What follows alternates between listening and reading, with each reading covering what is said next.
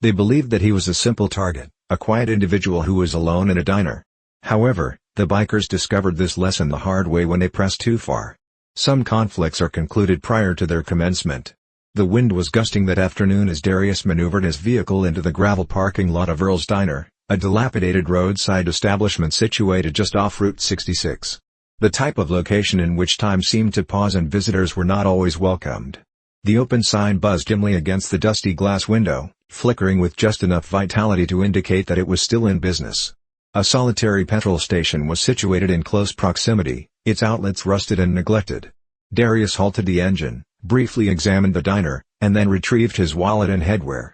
The diner was exactly as he had anticipated, with checkered floors, vinyl booths that were separating at the seams, and a phonograph in the corner that had not played a song in decades. The air was permeated with the aroma of stale grease and burnt coffee, as if it were filled with a negative memory. A waitress with fatigued eyes wiped down a counter that was already spotless, murmuring something to the short order cook behind her. The bell above the door jingled loudly as Darius entered, causing heads to turn, heads that lingered. There were no smiles, no courteous nods, only stares were observed. Curious, cautious, and laden with an unspoken emotion, these are the gazes that one experiences prior to observing them. A group of bikers, despite the dim lighting, seated at a corner table, adorned with dark sunglasses and leather vests. The moment Darius entered, their merriment ceased. He proceeded to a banquette near the window, leaving his shoulders untroubled, and adjusted his baseball cap. He preferred to face exits. It is difficult to break old behaviors. He was accosted by the waitress, who nervously tapped her pen against her notepad. She inquired, her voice trembling, "What will it be?" Darius responded with a gentle nod, "I would like a cheeseburger and fries. And a coffee. Black." The woman scribbled it down without looking at him, her eyes darting towards the bikers, who were now watching Darius like a hawk circling its quarry. Darius refrained from participating. As if the room around him did not exist, he sat, serene and still, and traced the rim of his coffee cup. However, it did exist. And it was becoming increasingly noisier. The entire diner could hear one of the motorcyclists, a broad man with a thick beard and tattooed knuckles in black ink, as he leaned back in his chair and spoke loudly. "Well, would you look at that? Seems we got ourselves a tourist." The others snickered in a low, guttural tone. Darius failed to acknowledge him. Beardman was not yet finished. "Hey, buddy. You deaf or just rude?" Darius's coffee was returned by the waitress, who placed it on the table with a minor tremor in her hand. Darius greeted her with a weak smile and a gentle, "Thank you." It was not her battle. It was unnecessary for her to experience feelings of remorse for her decision to withdraw. She promptly executed this action. Darius consumed a taste of his coffee. He was aware that all eyes were now on him without the need to glance up. The room had chosen factions without him uttering a word. A truck passed by outside, its tires crunching soil beneath them. The air within the building became thicker, reminiscent of the tranquility that precedes a tempest. The silence would not persist for an extended period. Darius was cognizant of this fact. The diner was dense, as if a moment had been stretched too thin, like a held breath. Pretending had been discontinued by the bikers. All eyes were fixed on Darius, anticipating a response that he did not perceive as necessary. Bearded man jeered, his lips curling into a smug grin. "Maybe he's simply shy. Or maybe he's lost. Ain't much for his kind out here." That concluded the matter. The group was engulfed in a low, cruel chuckle, resembling the sound of a wave striking rocks. Despite its diminutive size, the cafe was oppressive during such instances. As if he had not heard them, Darius took another leisurely drink of coffee, unworried. He did not tremble or wince. He appeared to be rather disinterested. Their anger was only exacerbated by the silence and tranquility that he maintained. Beardman pushed away from the table, and the scrape of a chair echoed loudly. He swaggered forward, his presence weighty, as his boots thudded against the floor. The remainder of the audience remained seated, anticipating the spectacle. The waitress was transfixed behind the counter, her gaze alternating between Darius and the approaching biker. Beardman halted just beside Darius's booth, close enough that his leather vest reeked of sweat and cheap cigarettes. "Hey! I'm talking to you, boy." The word struck the air like a slap, sharp, cruel, deliberate. Darius did not make any movements or raise his head. Rather, he placed his coffee on the saucer with care. "Is there anything I can assist you with?" he ultimately inquired, his voice even and composed. The inquiry was not combative. It was, at the very least, courteous. However, the motorcyclist was temporarily halted by the soft, deliberate tone with which he articulated his statement. Beardman's pupils narrowed. "You're sitting where you don't belong. Don't you know how things work around here?" The other motorcyclists snickered behind him. One of them, a wiry man with stringy hair, shouted, "Travis, demonstrate some courtesy." Travis. A name that is appropriate for a man who is so anxious to demonstrate his abilities. Darius quietly exhaled, his breath scarcely discernible even though it was present. "I'm just here for lunch, that's all." Travis was provoked by the tranquility. He desired a response, something that would serve as an explanation for the subsequent events. He struck the table with his forearm, causing the salt shaker to clatter. "I don't think you heard me, friend." Darius gradually raised his gaze. Travis's attention was immediately captured, and an immediate transformation occurred. Darius did not perceive it as aggression. Neither was it dread. No. The tranquility Travis observed was the kind that did not break or move. It unsettled him, though he didn't show it. "A beat has been delivered." Darius whispered, "Refrain from approaching. This is not a request. Not a menace. It is a simple fact." Travis masked his discomfort with machismo, snorting. "Or what?"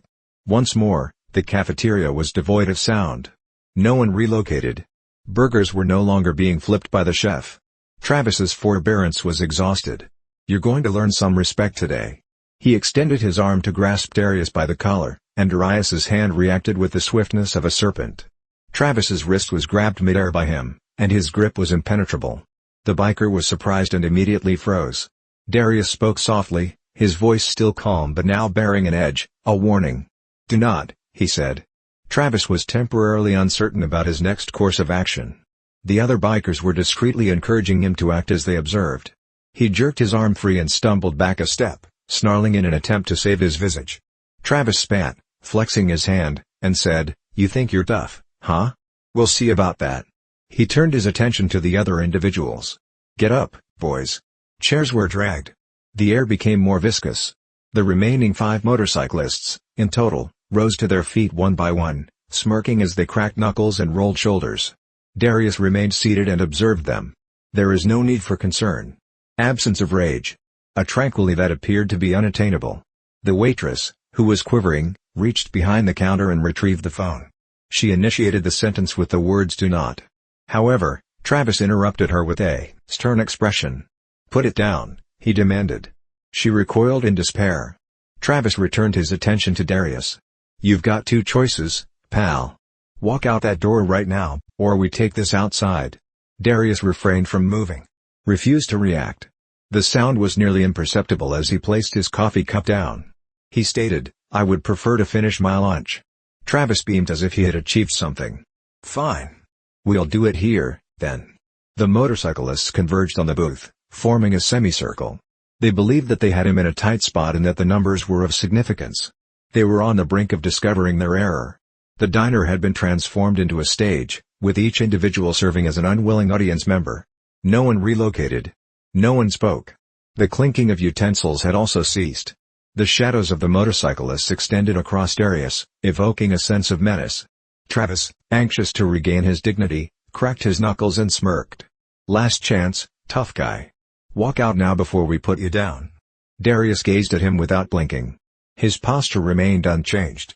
Absence of muscle tension. He appeared almost disinterested. Travis was incensed by this. Travis spat, "You simply do not comprehend the situation." Additionally, without any prior notification, he executed a sudden thrust. For all others, the event unfolded in a glacial pace. However, for Darius, it was an instinct, similar to respiration. Darius relocated. Not a single tremble. Not a change. A precise maneuver that has been meticulously honed.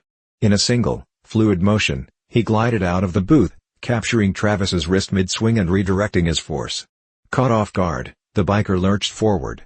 Travis's arm was wrenched behind his back by Darius before he could react, causing him to collide with the table. The diner reverberated with a resounding thud as the biker's torso collided with the laminate surface.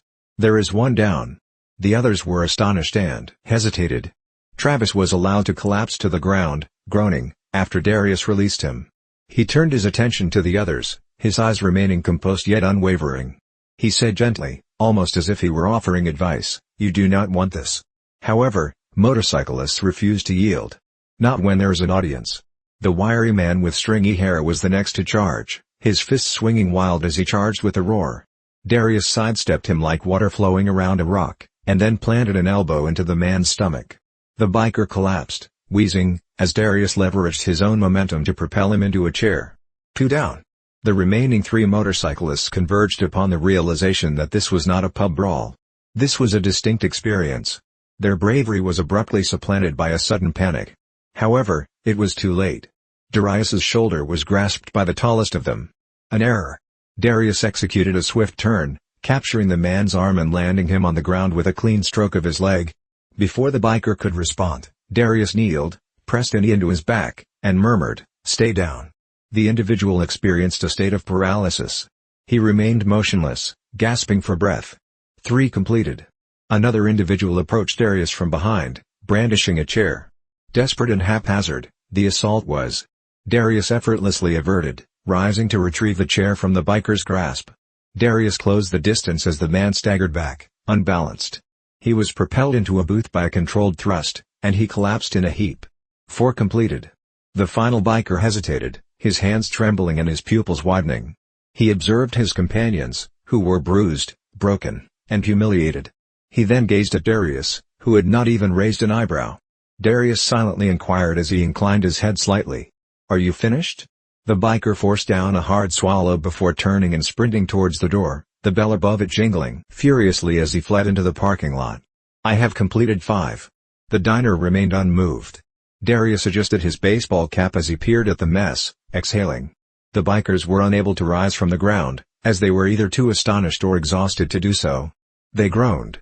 Travis, who was still slouched over the table, gazed upward with a combination of disbelief and agony. Darius gently addressed him, "I advised you to withdraw." The silence that ensued was deafening. However, it was not the conflict that would be remembered by the public. It was the subsequent event. The cafeteria was frozen. No one relocated. The silence was more oppressive than the conflict itself. The hostess maintained her hand on the phone she was unable to utilize as she stood behind the counter.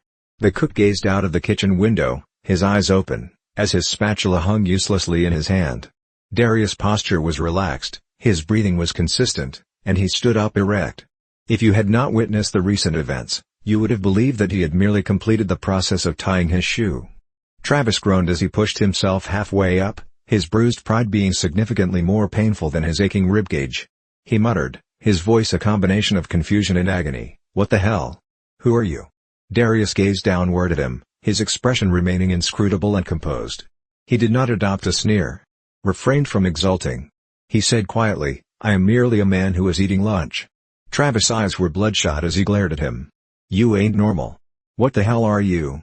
Darius gazed around the cafeteria. His eyes were not filled with dread, rather, they were filled with awe.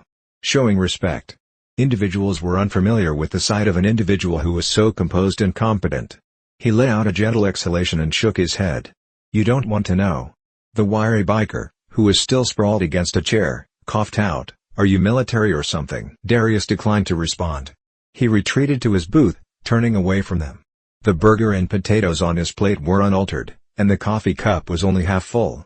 He picked up a fry and ate it, as if the previous 5 minutes had never occurred. Her voice was weak as she cautiously stepped forward, and the waitress finally moved. "Sir. Are you okay?" Darius raised his head and extended a gentle smile to her. "I'm fine, ma'am." After what he had just done, she was taken aback by how polite he sounded and blinked. She peered at the bikers who were sprawled across the floor, then turned to face him. I'll get you a fresh burger." "No need," Darius replied. "This one's just fine." A man seated in the far booth, who was the grandparent of someone, muttered, "I've never seen anything like that before." He had a farmer's tan and calloused hands. The murmurs that were circulating throughout the room were disregarded by Darius. He was aware of their thoughts.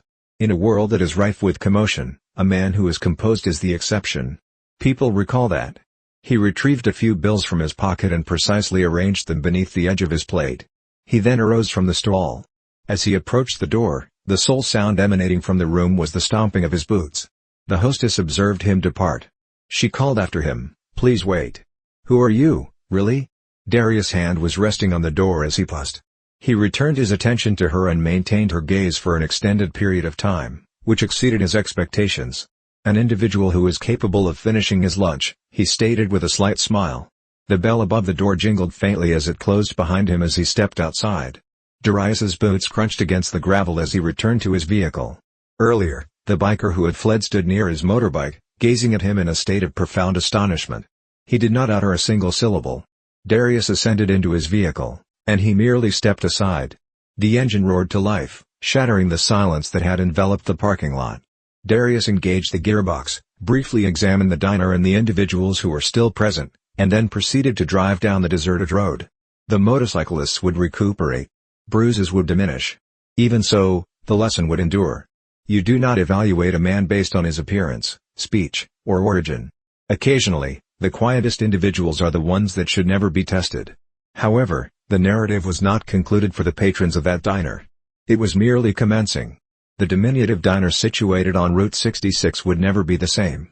Word disseminated rapidly, a narrative such as this, which individuals would recount to their acquaintances, relatives, and colleagues.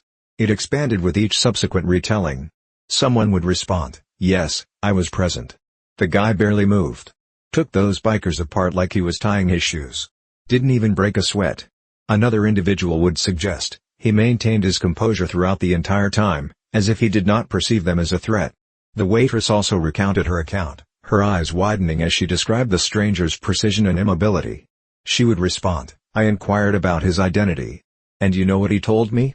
Just a guy getting lunch." The lesson was even more challenging for the motorcyclists.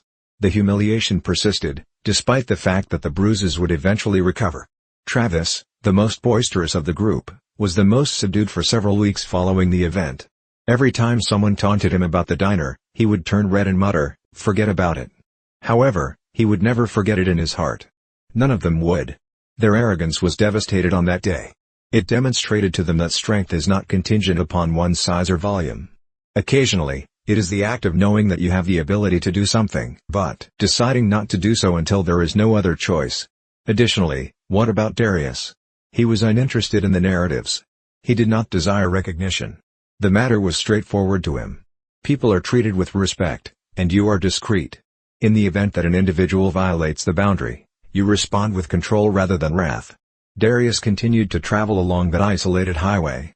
The miles passed in a murmur, as the sun sank low on the horizon. He was no longer contemplating the diner or the motorcyclists. He contemplated his tenure as a Navy SEAL, the missions that nobody would ever hear about, and the individuals he safeguarded, even when they were unaware that they required such protection. That was what was of significance to him. The commotion is not the issue. Not the vanity. It is precisely what is required. The old radio played a feeble melody as he drove, the type of music that evokes a sense of freedom and endlessness on the road. Darius halted at an additional small roadside location, this time a petrol station, a few miles later. He emerged from the vehicle, extended his legs, and extracted a bottle of water from the interior. As Darius approached the counter, the cashier, an adolescent boy with headphones dangling from his neck, raised his head. The child inquired, "Are you en route to a significant location?" Darius faintly smiled as he tossed a few dollars onto the counter. "Nope. Just passing through." Darius's posture caught the child's attention, and he nodded. "You military or something?" Darius paused for a brief moment before shrugging. "Just a guy getting water." He returned to the exterior, holding a bottle of water, and proceeded to enter his vehicle. As he re-entered the roadway, the cashier observed through the window, experiencing an emotion that eluded him, possibly respect. Or curiosity. Darius vanished in an instant. Another city. An additional section of roadway. He was not in need of acknowledgement. I did not desire it. However, the quiet fortitude he possessed was powerfully felt by all those he left behind. A reminder that one does not have to bellow in order to be influential. You are not required to demonstrate your capabilities to anyone. Occasionally, the most resilient individuals are those who allow their actions to speak for themselves. Respect is not acquired through intimidation or the use of forceful language. It is acquired through the cultivation of composure, control, and quiet fortitude. The individuals who appear to be the most composed frequently engaged in the most challenging conflicts. Never form an opinion about an individual based on your perception of their appearance. Should this narrative strike a chord with you, please spread the word to an individual who requires this lesson. Additionally, please remember to subscribe for additional compelling narratives that serve as a reminder of the significance of life.